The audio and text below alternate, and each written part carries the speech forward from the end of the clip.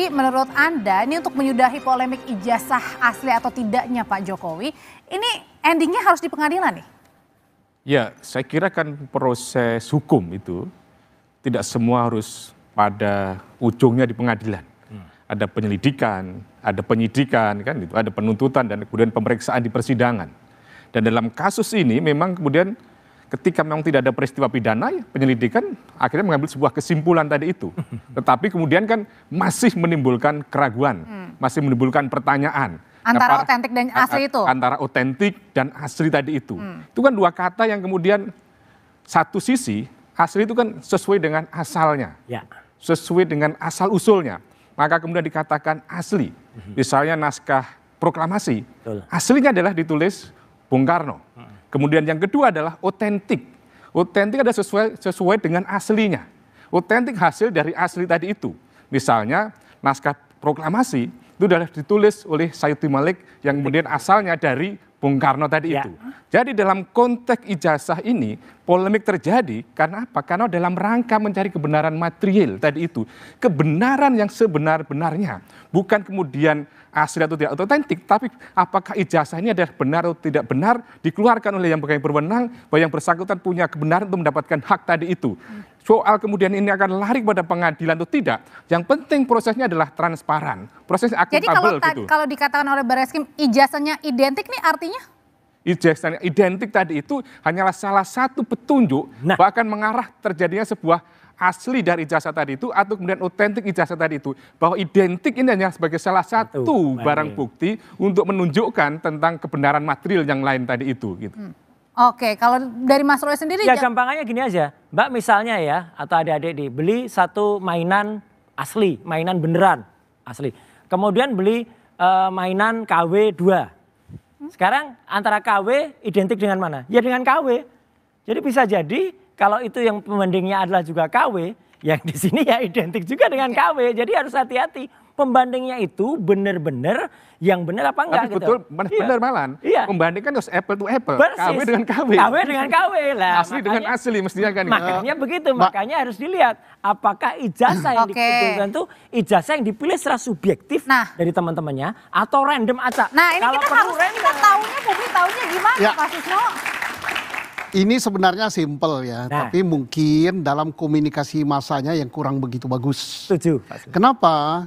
Karena terlalu menitik beratkan kepada hasil laborat terhadap barang yang diteliti. Kalau bertumpu di situ saja. Tapi kalau setelah kami teliti di laborat, ijazahnya Pak Jokowi identik dengan ijazah mahasiswa ini dan diakui oleh lembaganya. Oleh lembaga yang mengeluarkan dan didukung oleh hasil pemeriksaan bahwa betul dia kuliah di sana, mulai dari bukti ini sampai tamat ini dan didukung alat bukti lain, dia betul-betul di situ.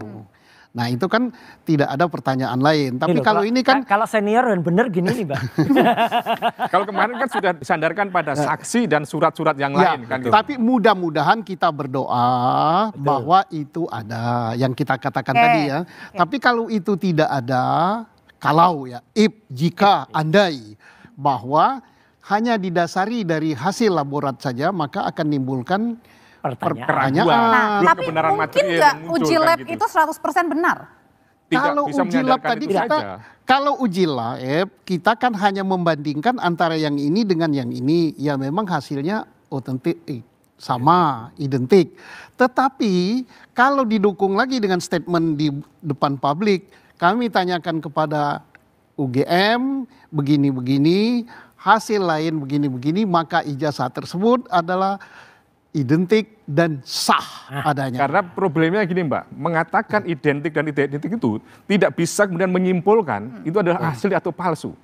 Tanda tangan kita berdiri dengan duduk itu bisa berbeda. Padahal asli dari orang yang bikin tanda tangan. Jadi poinnya adalah menyandarkan hasil lab 4 yang mengatakan itu sudah identik, tidak bisa menyimpulkan itu adalah ijazah yang asli. Didukung dengan alat bukti yang lain. Artinya ketika ini ditutup, jangan-jangan Mas Roy sendiri mau buat laporan baru nggak nih? Kalau saya nggak ada kepentingan, benar. Saya nggak ada kepentingan apapun ya. Kita tapi kan menuding Mas Roy. Iya, kan kita kan ilmiah aja. Jadi Pak Roy ini bukan terlapor, bukan melapor. Iya, makanya ditanya saya itu hanya kata sesuai dengan ilmiah. Ya, jadi statement bahwa itu fake or not fake, miss or mismatch, itu adalah definisi ilmu pengetahuan, gitu loh. Jadi sebenarnya tidak bisa ilmu pengetahuan, oh fake, oh salah, Anda mengatakan fake, Anda dihukum. Kami bicara di ranah ilmu pengetahuan, bukan di ranah. Tapi menarik Mas Roy ini betul motivasinya apa sebetulnya? Nah, iya, itu motivasinya demi kejujuran dan demi pengetahuan. Nah, kalau berbicara soal motivasi, Mas Yakub, kemarin itu kan Pak Jokowi datang ya beberapa waktu lalu melaporkan Mas Roy Suryo ini sebenarnya sebagai terlapor apa enggak? Saya juga bingung nih. Iya. Terlapor di Polda. Jadi gini, Jadi saya jelaskan sedikit ya. Mengenai terlapor kita dengarkan dulu, Mas. Saya klarifikasi sedikit agar tidak ada kesalahan ya. Tentunya pada saat kami membuat laporan, Pak Jokowi kan tentunya menjelaskan peristiwanya dengan betul. Peristiwanya ini apa yang dia lihat, kemudian ada sebuah video yang diduga di dalamnya ada orang yang mencemarkan nama baik beliau. Kemudian tentunya jelas di situ di laporan yang disebut siapa yang dia duga adalah orang-orangnya. Tapi tentunya karena ini adalah objeknya sebuah video, perlu kan dilakukan penyelidikan lebih lanjut. Apakah benar orang yang tersebut itu adalah orang yang kita duga? Kan bisa saja ada AI kayak kemarin kasusnya Bukoviva, Kang Deddy dan Pak Ahmad Lutfi tuh. Bahwa ada video menyatakan bla bla bla ternyata bukan. Jadi di situ Pak Jokowi datang sebagai pelapor. Tentunya. Dan yang di Polda Metro kan? Yang di Polda Metro. Dan terlapornya salah satunya bukan. Jadi dia melaporkan suatu peristiwa. Disebutkan di peristiwa tersebut bahwa saya melihat suatu video di sini orangnya di situ ada siapa? Orangnya kami duga adalah ada yang inisial kami sebutkan kemarin. Tapi tentunya siapapun di dunia ini tidak bisa tentunya menyatakan secara pasti ini adalah orangnya karena kan harus diselidiki dulu apakah benar. Makanya itu di Polda tentunya kemarin logikanya mereka harus memanggil dulu pihak-pihak untuk dipanggil undangan klarifikasi kan. Apakah betul? Statusnya sebagai? Apakah betul? Itu statusnya silakan ditanya. Diklarifikasi. Mas Yakob, jujur, betulkah Anda mengatakan bahwa terlapornya adalah RS, TT, ES? Kami sebutkan bahwa di dalam video tersebut kami duga adalah orang-orang tersebut. Disebutkan inisialnya loh? Disebutkan, kami sebutkan. Enggak, dalam laporan kami bukan inisial, Mas. Dalam laporan kami nama penuhnya kami sebutkan. Namun kan itu kan jelas betul. Jelas, betul. Di kronologinya ada. Jadi Mas tenang saja. Jadi pasti ada kok nama-nama itu. Jadi kan sudah jelas. Jelas. Niatnya ngelaporin. Jelas. Di situ kan kami duga adalah orang-orang tersebut. Tapi tentunya kan kami tetap mengedepankan praduga bersalah dan kami harus menghormati proses penyelidikan yang ada. Siapa tahu AI. Makanya itu harus dilakukan penyelidikan, ditanya, harus diklarifikasi dulu dong.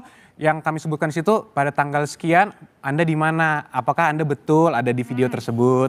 Ketika itu baru bisa menghasilkan penyelidikan yang betul-betul dipertanggungjawabkan. Dan paling lucunya, Pak Andre, untuk supaya orang tahu, yang dilaporkan di dalam surat panggilan undangan itu adalah peristiwa tanggal 26 Maret 2022. Saya tidak 2022. Ada dalam video yang disebutkan tanggal 26 Maret 2025 itu. Berarti udah nggak ada. Tahun lama ya. Jadi lokus dan tempusnya 26 Maret 2025. Jadi ini statusnya tidak sebagai terlapor atau apa nih? Karena bingung nih, katanya nggak ada nama terlapor. Jadi begini. Kata Mas Yakub. Kalau saya Pak Roy kan tidak membela salah satu pihak ya.